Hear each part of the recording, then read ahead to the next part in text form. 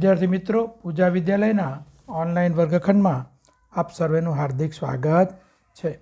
धोरण 10 विषय विज्ञान प्रकरण 5 तत्वों आवर्तनीय वर्गीकरण एनी अंदर આપણે મેન્ડેલિફના આવર્ત કોષ્ટક સુધી જોયું હતું અને મેન્ડેલિફના આવર્ત કોષ્ટકની કેટલીક ત્રુટીઓ જોઈ હતી।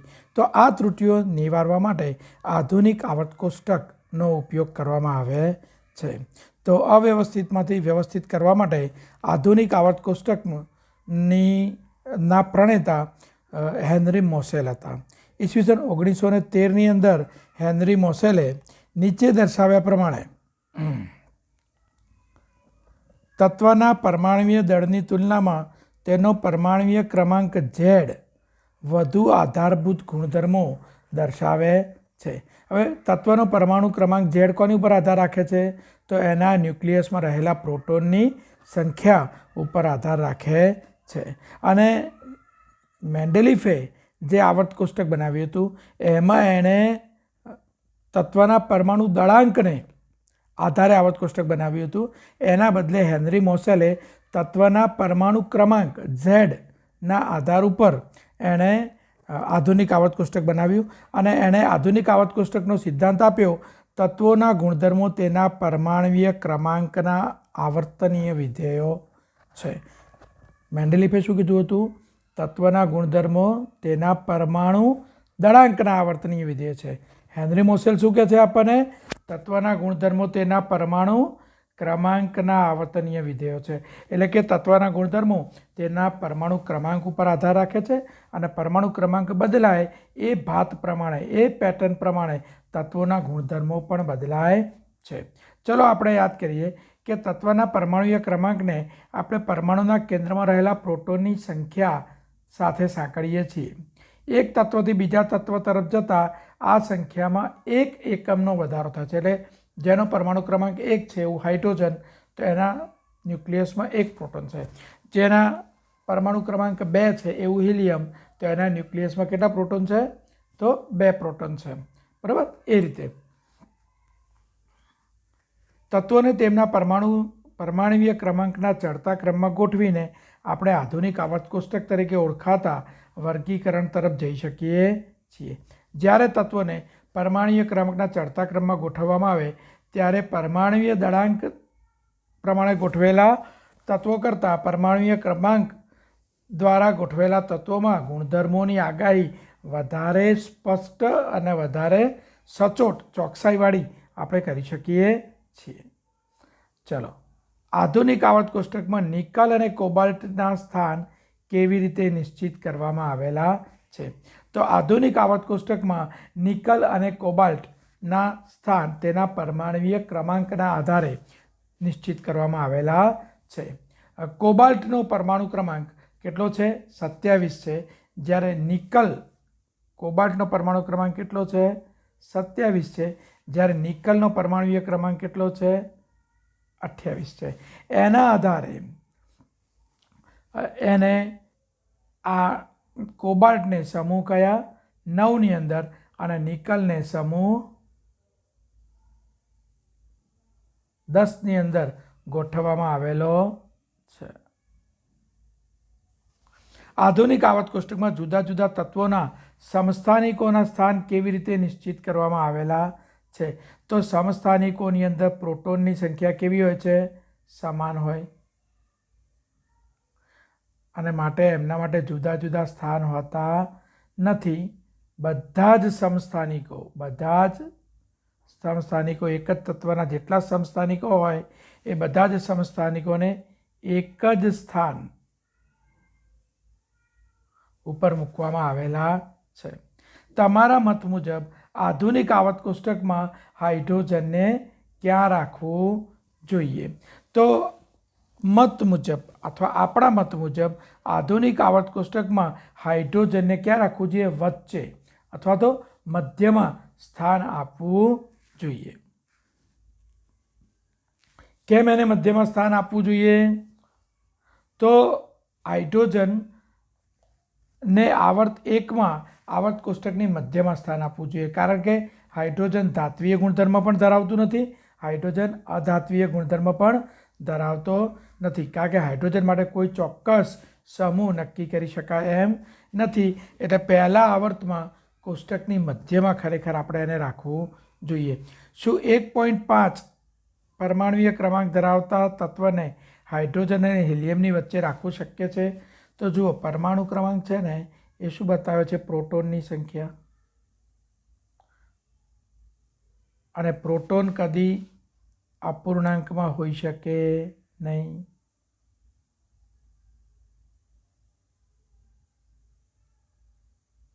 અપૂર્ણાંક ના હોય એટલે 1.5 પરમાણુય ક્રમાંકવાળું તત્વ શક્ય નથી. તત્વ શક્ય નથી અને માટે એને હાઇડ્રોજન અને હિલિયમની વચ્ચે રાખી શકાય નહીં. ઓકે મિત્રો,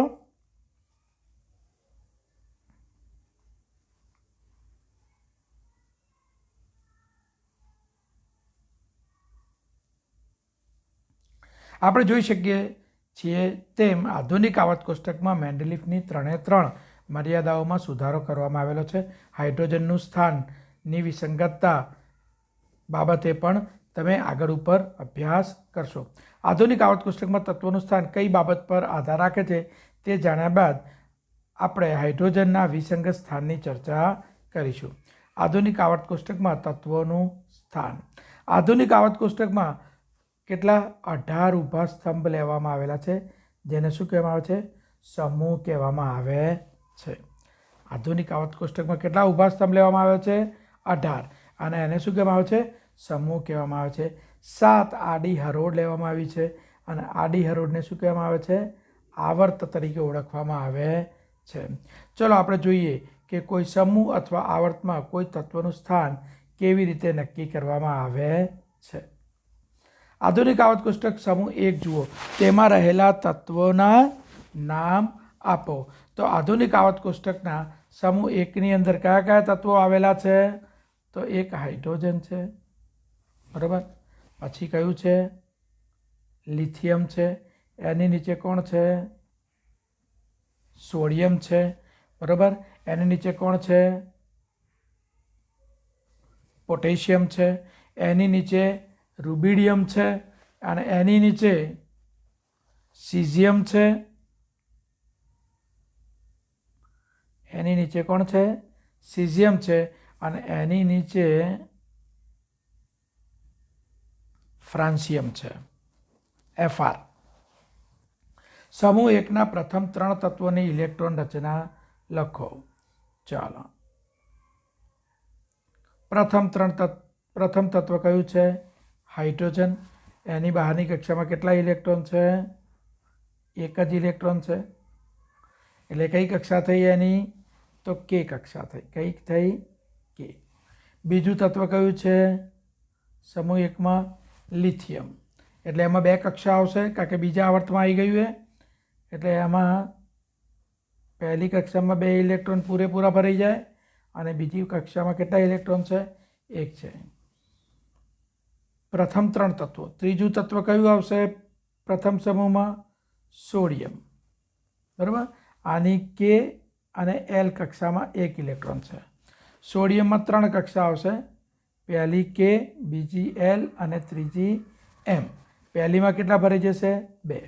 ત્રીજી આવી છે એટલે બીજી આખી ભરાઈ ગઈ 8 અને ત્રીજીમાં કેટલા? 1. એટલે એની રચના કેટલી થઈ?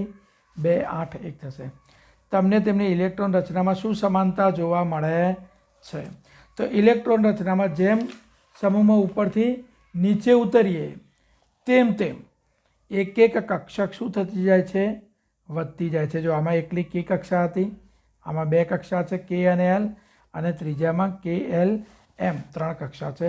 અને દરેકની અંદર બાહ્યતમ કક્ષાની અંદર કેટલા ઇલેક્ટ્રોન છે? 1. એટલે બાહ્યતમ કક્ષામાં રહેલા ઇલેક્ટ્રોન અથવા સંયોજકતા ઇલેક્ટ્રોનની સંખ્યા કેવી હોય છે? સમાન હોય છે. ત્રણેય તત્વોમાં કેટલા સંયોજકતા ઇલેક્ટ્રોન હાજર છે? ત્રણેય તત્વોમાં એક જ સંયોજકતા ઇલેક્ટ્રોન હાજર રહેલો હોય છે. બધામાં બાહ્યતમ કક્ષામાં ઇલેક્ટ્રોન કેવા હોય છે? સરખા જોવા મળે છે. તમે જોશો કે આ તમામ તત્વો સંયોજકતા ઇલેક્ટ્રોનની સમાન સંખ્યા ધરાવે છે. આપણે સમજાવી દીધું હતું. તેવી જ રીતે તમે જોશો કે કોઈ એક સમૂહમાં રહેલા તત્વોના સંયોજકતા ઇલેક્ટ્રોનની સંખ્યા સમાન હોય છે. દાખલા તરીકે 17મા સમૂહમાં આવેલા, જેને આપણે ઘણી વખત 7મો સમૂહ પણ કહીએ છીએ, ફ્લોરિન, ક્લોરિન, બ્રોમિન, આયોડિન, આ બધામાં ફ્લોરિન, ક્લોરિન જે સમૂહ 17ના તત્વો છે, ક્લોરિન અને ફ્લોરિનની બાહ્યતમ કક્ષામાં કેટલા ઇલેક્ટ્રોન છે? 7. કેટલા ઇલેક્ટ્રોન છે? 7. ફ્લોરિનની રચના કેટલી થશે? 2, 7. અને ક્લોરિનની કેટલી? 2, 8 અને 7. તેથી આપણે કહી શકીએ કે આવર્ત કોષ્ટકમાં રહેલા સમૂહ બાહ્યતમ કક્ષાની સમાન ઇલેક્ટ્રોન રચના દર્શાવે છે. જ્યારે બીજી તરફ જો આપણે સમૂહમાં ઉપરથી નીચે જઈએ તો કક્ષા શું થતી જાય છે? વધતી જાય છે. મેં બતાવ્યું હતું ને, હાઇડ્રોજનમાં એક જ કક્ષા છે, લિથિયમમાં કેટલી છે? 2 છે, અને સોડિયમમાં કેટલી છે? 3. હાઇડ્રોજનમાં એકલી K કક્ષા, લિથિયમમાં K અને L, અને સોડિયમમાં K, L અને M કક્ષા આવેલી છે. જ્યારે બીજી તરફ જો સમૂહમાં ઉપરથી નીચે તરફ જઈએ તો કક્ષાની સંખ્યા વધતી જાય છે. જો હાઇડ્રોજનના સ્થાનની વાત આવે ત્યારે અનિશ્ચિતતા ઉદ્ભવે છે, કારણ કે તેને પ્રથમ આવર્તમાં સમૂહ 1 અથવા સમૂહ 17માં રાખી શકાય છે. શું તમે કહી શકો છો કે શા માટે? કારણ કે એની સંયોજકતા કેટલી છે? 1. તો પ્રથમ સમૂહની સંયોજકતા પણ 1 છે અને 17મા સમૂહની સંયોજકતા પણ કેટલી છે? 1 છે. માટે એવું કહેવામાં આવે છે કે 1 અથવા 17માં રાખી શકાય છે. પ્રવૃત્તિ 5.5.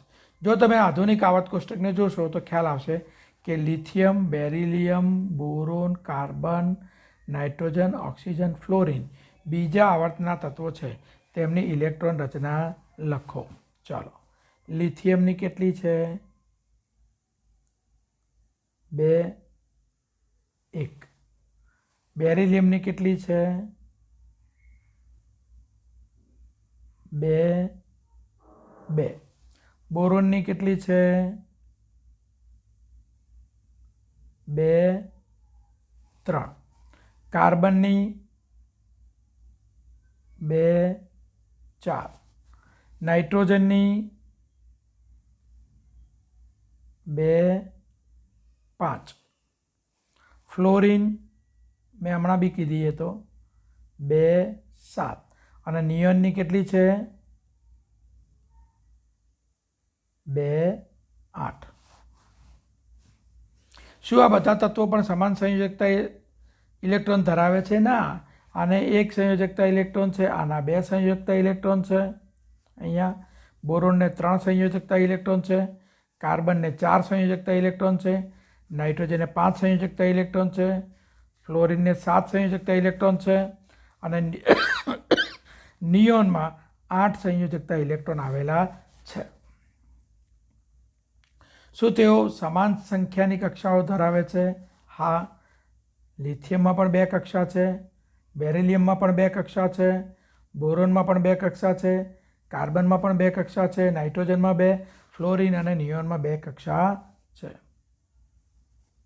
તમે જોશો કે બીજા આવર્તના તત્વો સમાન સંખ્યામાં સંયોજકતા ઇલેક્ટ્રોન ધરાવતા નથી. મેં આપને સમજાવી દીધું એના વિશે, બરાબર?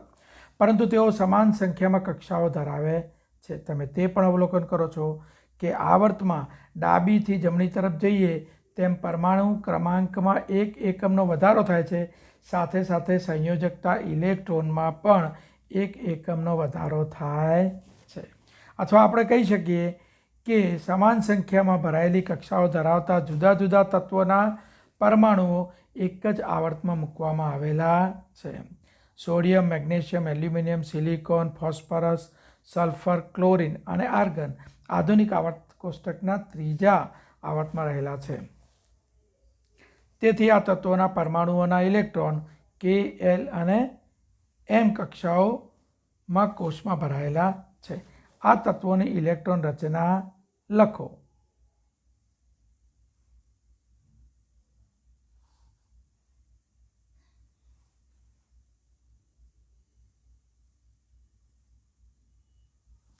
ચલો, સોડિયમ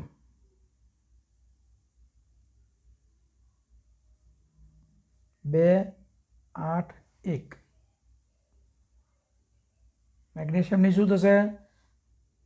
કક્ષા તો સેમ જ રહેશે, એટલે કક્ષકો તો એટલા ને એટલા 2, 8 અને કેટલા થઈ જશે? 2. એલ્યુમિનિયમની કેટલી થશે?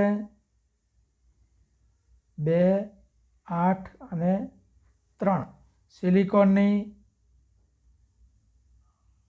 2, 8 અને 4. સલ્ફરની 2 ફોસ્ફરસની P 2, 8 અને 5. સલ્ફરની 2, 8, 6. ક્લોરિનની 2, 8 અને 7. અને આર્ગનની 2, 8 અને 8. એટલે મિત્રો મેં તમને 20 તત્વોની ઇલેક્ટ્રોન રચના સમજાવી દીધી છે.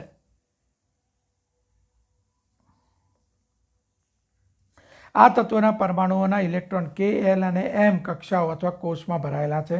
આ તત્વોની ઇલેક્ટ્રોન રચના મેં તમને સમજાવી દીધી. ઉપયુક્ત વિધાનની ચકાસણી કરો. દરેક આવર્ત નવી ભરાયેલી કક્ષા ધરાવે છે. પહેલા, બીજા, ત્રીજા અને ચોથા આવર્તમાં કેટલા તત્વો હોય છે? તો પહેલા આવર્તમાં કેટલા તત્વો હોય? 2.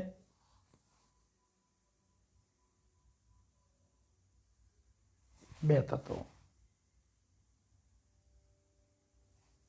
બીજા આવર્તમાં કેટલા તત્વો છે? 8 તત્વો. ત્રીજા આવર્તમાં કેટલા તત્વો છે? 8 તત્વો. ચોથા આવર્તમાં કેટલા તત્વો છે? 18 તત્વો. પાંચમા આવર્તમાં કેટલા તત્વો છે? 18 તત્વો. છઠ્ઠા આવર્તમાં કેટલા છે? 32 તત્વો. સાતમું આવર્ત કેવું છે? અપૂર્ણ છે. એનું સૂત્ર છે 2n². અથવા તો આપણે જે ઇલેક્ટ્રોન રચના છે એને જોઈએ છીએ કે કક્ષાઓમાં ઇલેક્ટ્રોન કેવી રીતે ભરાય. તો પહેલી કક્ષામાં 2 ભરાય, બીજીમાં 8 ભરાય, ત્રીજીમાં બી 8 ભરાય, ચોથીમાં 18 ભરાય, પાંચમીમાં 18 ભરાય, છઠ્ઠીમાં 32 ભરાય છે.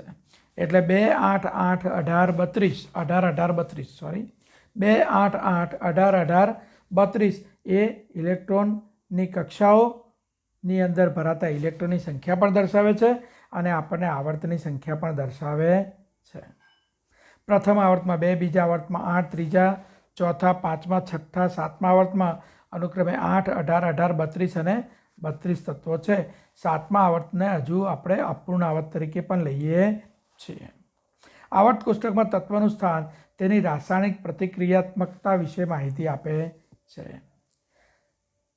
સંયોજકતા ઇલેક્ટ્રોન તત્વ દ્વારા બનતા બંધના પ્રકાર અને સંખ્યા પણ નક્કી કરી શકે છે. શું તમે કહી શકશો કે મેન્ડેલીફે પોતાના કોષ્ટકમાં તત્વોના સ્થાન નક્કી કરવા માટે સંયોજનોના સૂત્રોનો આધાર લીધો હતો? તે શા માટે યોગ્ય હતો?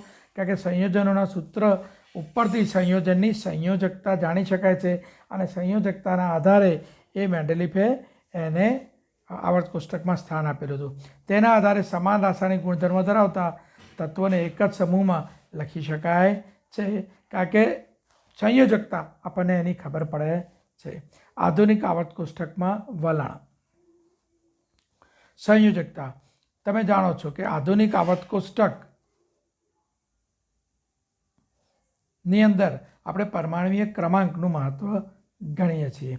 તો તત્વની સંયોજકતા એ તત્વની બાહ્યતમ કક્ષામાં રહેલા સંયોજકતા ઇલેક્ટ્રોન દ્વારા નક્કી કરવામાં આવે છે. તો કોઈપણ તત્વની સંયોજકતા આપણે કેવી રીતે નક્કી કરી શકીએ?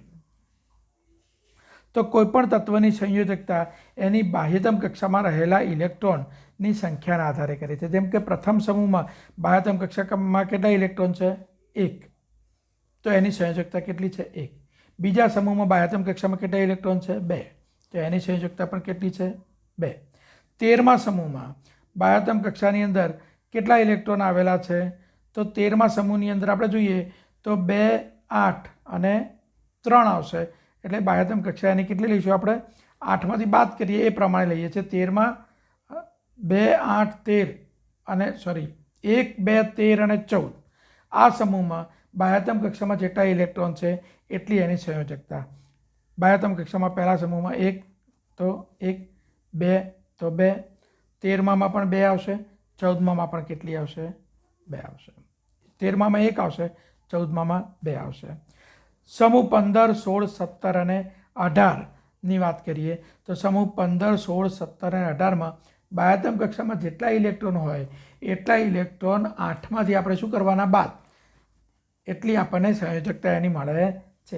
પરમાણુય ક્રમાંક 12 ધરાવતા મેગ્નેશિયમ અને પરમાણુય ક્રમાંક 16 ધરાવતા સલ્ફરની સંયોજકતા કેટલી છે? તો પરમાણુય ક્રમાંક 12 ધરાવે મેગ્નેશિયમ, એની ઇલેક્ટ્રોન રચના કેટલી થાય? 2, 8, 2. એટલે એની સંયોજકતા કેટલી થઈ? 2. પરમાણુય ક્રમાંક 16 હોય તો કેટલી થાય? 2, 8 અને 6. તો આ જે 4 કરતાં વધારે હોય ને તો એને 8માંથી બાદ કરવાના, એટલે 8 - 6 તો કેટલા આવ્યા? 2. તો સલ્ફર અને મેગ્નેશિયમ બંનેની સંયોજકતા કેટલી છે? 2 છે. તે જ રીતે પ્રથમ 20 તત્વોની સંયોજકતા મેં તમને સમજાવી દીધી છે ઇલેક્ટ્રોન રચના, એના આધારે તમે સંયોજકતા પણ લખી શકો છો. આવર્તમાં ડાબીથી જમણી તરફ જતા સંયોજકતા કેવી રીતે બદલાય છે? તો આવર્તમાં ડાબીથી જમણી તરફ જઈએ ને તો પહેલા સમૂહની 1 સંયોજકતા, બીજા સમૂહની 2 સંયોજકતા, ત્રીજા સમૂહની 3 સંયોજકતા, ચોથા સમૂહની 4 સંયોજકતા. ચોથા સમૂહ સુધી સંયોજકતા શું થાય છે? વધે છે. પછી 5મો સમૂહ આવે તો 5મા સમૂહથી ઘટતી જાય, એટલે 4થી 1 ઘટે તો પાછી 3, 6ઠ્ઠા સમૂહની 2, 7મા સમૂહની 1 અને 8મા સમૂહની 0 સંયોજકતા આપણે લઈએ છીએ. સમૂહમાં ઉપરથી નીચે તરફ જતા સંયોજકતા કેવી રીતે બદલાય છે? તો સમૂહમાં ઉપરથી નીચે તરફ જઈએ તો બાહ્યતમ કક્ષામાં એક સરખા જ ઇલેક્ટ્રોન હોય છે, એટલે સંયોજકતા બદલાતી નથી, સંયોજકતા સમાન જ રહે છે. પરમાણુય કદ. પરમાણુય કદ શબ્દ પરમાણુની ત્રિજ્યાનો ઉલ્લેખ કરે છે. પરમાણુય કદને એક સ્વતંત્ર પરમાણુના કેન્દ્રથી તેની સૌથી બાહ્યતમ કક્ષા વચ્ચેના સરેરાશ અંતર એકલું શબ્દ નહીં વાપરીએ આપણે, સરેરાશ અંતર સ્વરૂપે જોઈએ છે. હાઇડ્રોજન પરમાણુની પરમાણુય ત્રિજ્યા 37 pm, pm એટલે પિકોમીટર, 1 pm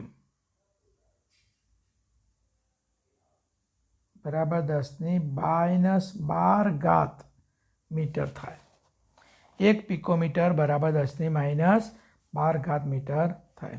ચલો આપણે સમૂહ અને આવર્તમાં પરમાણુય ત્રિજ્યાના જુદા જુદા પણા વિશે અભ્યાસ કરીએ.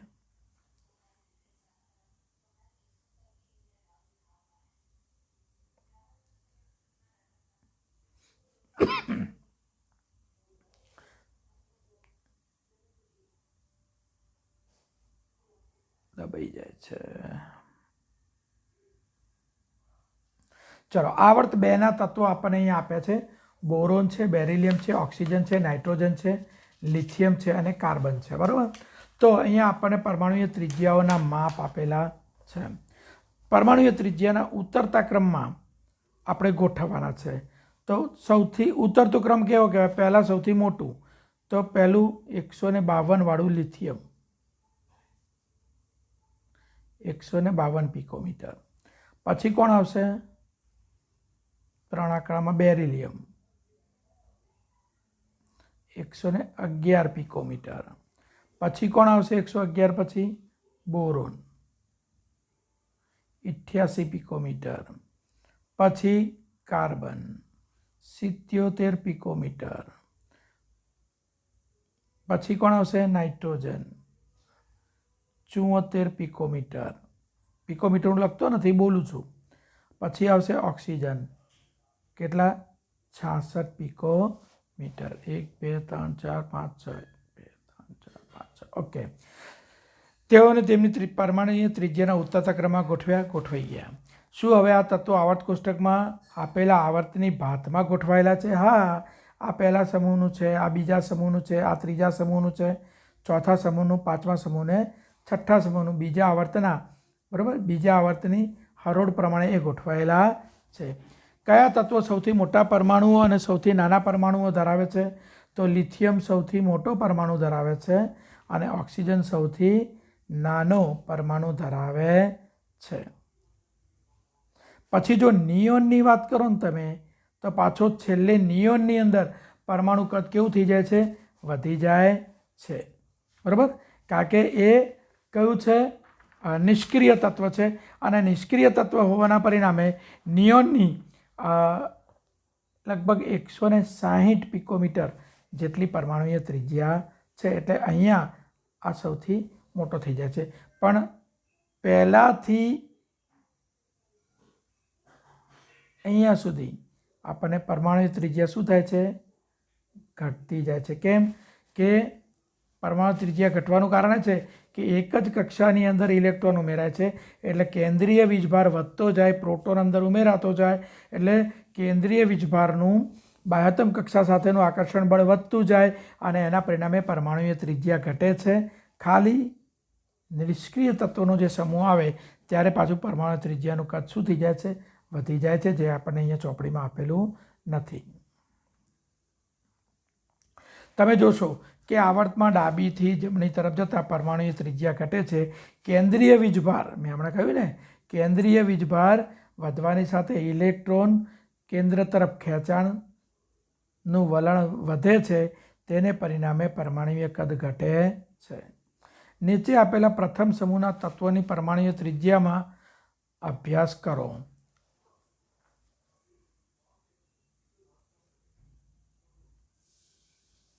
તો આપણે અહીંયા જ નંબર આપી દઈએ. સૌથી વધારે પરમાણુય ત્રિજ્યા કોની છે? સીઝિયમની છે.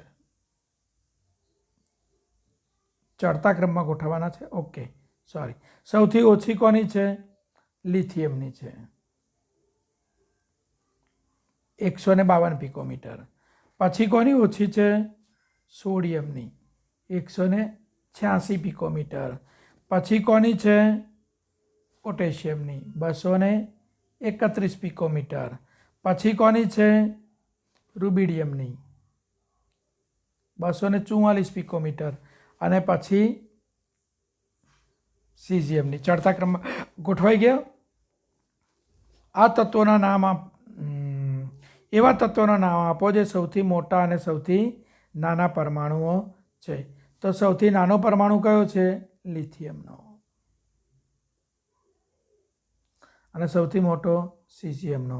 તો સમૂહમાં ઉપરથી નીચે ઉતરીએ તેમ તે પરમાણુનું ત્રિજ્યા શું થાય છે? વધે છે.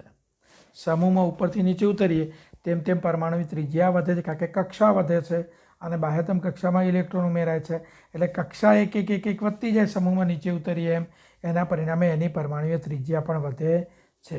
તમે જોશો કે સમૂહમાં ઉપરથી નીચે ઉતરતા પરમાણુય કદ શું થાય છે? વધે છે, ત્રિજ્યા વધે છે. આવું એટલા માટે થાય છે કે સમૂહમાં નીચે તરફ જતાં નવી કક્ષાઓ ઉમેરાય છે, અને તેનાથી કેન્દ્ર તથા સૌથી બહારની કક્ષા વચ્ચેનું અંતર વધે છે.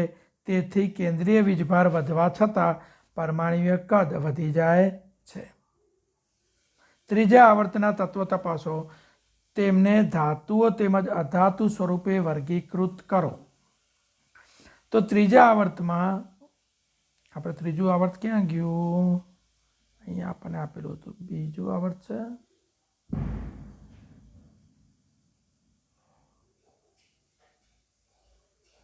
પહેલો સમૂહ છે. આ તો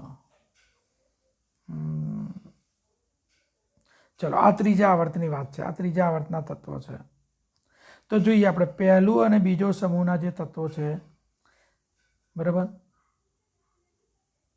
પહેલો, બીજો અને ત્રીજો, આમ તો એ ત્રણેય સમૂહ જે છે એ શું છે? ધાતુઓ છે. સોડિયમ, મેગ્નેશિયમ અને એલ્યુમિનિયમ. પણ એલ્યુમિનિયમ છે પાછી ઉભય ગુણધર્મી છે, એટલે એક મજબૂત ધાતુ અથવા તો સ્ટ્રોંગ ધાતુ તરીકે કોને ગણી શકાય? પહેલો અને બીજો સમૂહ, સોડિયમ અને મેગ્નેશિયમ. એલ્યુમિનિયમ ઉભય ગુણધર્મી છે, બરાબર, એટલે એનો ઓક્સાઇડ ક્યારેક બેઝિક પણ હોય અને ક્યારેક ઓક્સાઇડ હોય, છતાં એલ્યુમિનિયમને પણ આપણે ધાતુ તરીકે ગણીએ છીએ. સિલિકોન જે છે એ અર્ધ ધાતુ છે. કેવી છે? અર્ધ ધાતુ છે. અને ફોસ્ફરસ, ક્લોરિન અને આર્ગોન એ કેવા છે? અધાતુ તત્વ છે. આમ આવર્તમાં ડાબી બાજુથી જમણી બાજુ જઈએ તેમ તેમ ધાત્વીયપણાનો ગુણધર્મ શું થાય છે? ઓછો થાય છે. અને અધાત્વીયપણાનો ગુણધર્મ શું થતો જાય છે? વધતો જાય છે. આવર્ત કોષ્ટકની કઈ બાજુએ તમને ધાતુઓ જોવા મળે છે? તો આવર્ત કોષ્ટકની ડાબી બાજુએ ધાતુઓ જોવા મળે છે અને જમણી બાજુએ શું જોવા મળે છે? અધાતુઓ જોવા મળે છે. જો અહીંયા સમજાવ્યું છે. આપણે જોઈ શકીએ છીએ કે સોડિયમ અને મેગ્નેશિયમ જેવી ધાતુઓ આવર્ત કોષ્ટકમાં ડાબી બાજુએ મળે છે. સલ્ફર અને ક્લોરિન જેવી અધાતુઓ જમણી બાજુએ જોવા મળે છે. મધ્યમાં જે સિલિકોન છે એને આપણે અર્ધધાતુ અથવા ઉપધાતુ મેટેલોઇડ તરીકે પણ ઓળખીએ છીએ, કારણ કે તેઓ ધાતુઓ અને અધાતુઓ બંનેના ગુણધર્મો ધરાવે છે. આધુનિક આવર્ત કોષ્ટકમાં એક વાંકી ચૂકી રેખા ધાતુને અધાતુથી અલગ કરે છે. આ રેખાની કિનારી ઉપર આવેલા જે તત્વો છે કયા કયા? Boron, silicon, germanium, arsenic, antimony, tellurium અને પોલોનિયમ એ મધ્યવર્તી ધાતુઓ કહીએ છીએ. એને ઉપધાતુ અથવા મેટેલોઇડ કહેવામાં આવે છે અથવા અર્ધધાતુ એટલે સેમી મેટલ તરીકે ઓળખવામાં આવે છે. પ્રકરણ 3માં તમે જોયું તે પ્રમાણે બંધ નિર્માણ દરમિયાન ધાતુઓ ઇલેક્ટ્રોન ગુમાવવાની અને અધાતુઓ ઇલેક્ટ્રોન મેળવવાની વૃત્તિ ધરાવે છે. એટલે કે ધાતુઓ વિદ્યુત ધનમય હોય છે અને અધાતુઓ વિદ્યુત ઋણમય હોય છે. તમારા મત મુજબ સમૂહમાં ઇલેક્ટ્રોન ગુમાવવાની વૃત્તિ કેવી રીતે બદલાય છે? તો સમૂહમાં ઇલેક્ટ્રોન ગુમાવવાની વૃત્તિ ઉપરથી નીચે થઈએ તેમ તેમ શું થતી જાય છે? ઘટતી જાય છે.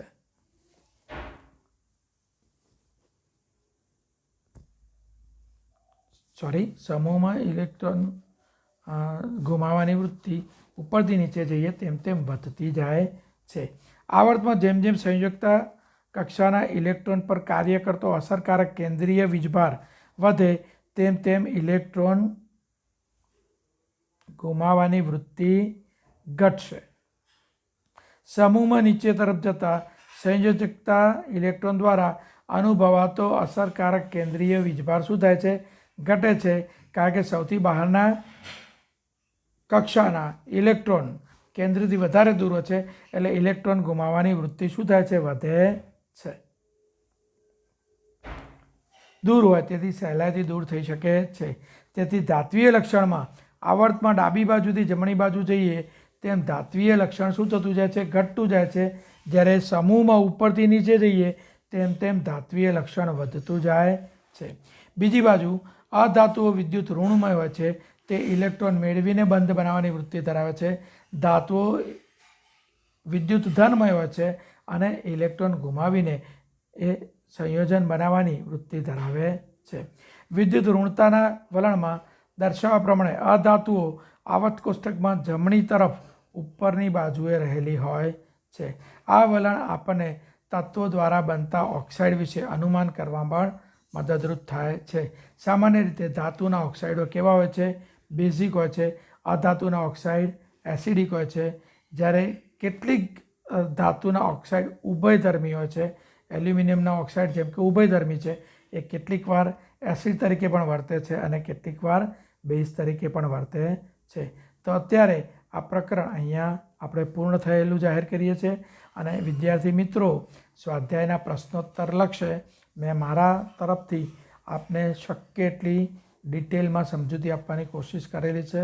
આમ છતાં મારા કોઈપણ વિદ્યાર્થી મિત્રને કોઈપણ પ્રશ્ન હોય આ પ્રકરણ બાબતે તો શાળામાં આવી અને અમારો સંપર્ક કરી શકે છે અને વ્યક્તિગત માર્ગદર્શન પણ મેળવી શકે છે. તો આજનું ચેપ્ટર પ્રકરણ 5 તત્વોનું આવર્તનીય વર્ગીકરણ આપણે અહીંયા પૂર્ણ જાહેર કરીએ છીએ. આપે મને શાંતિથી સાંભળ્યો એ બદલ આપ સર્વેનો ખૂબ ખૂબ આભાર. જય હિન્દ, જય ભારત. નાઉ આઈ એમ સાઇનિંગ ઓફ.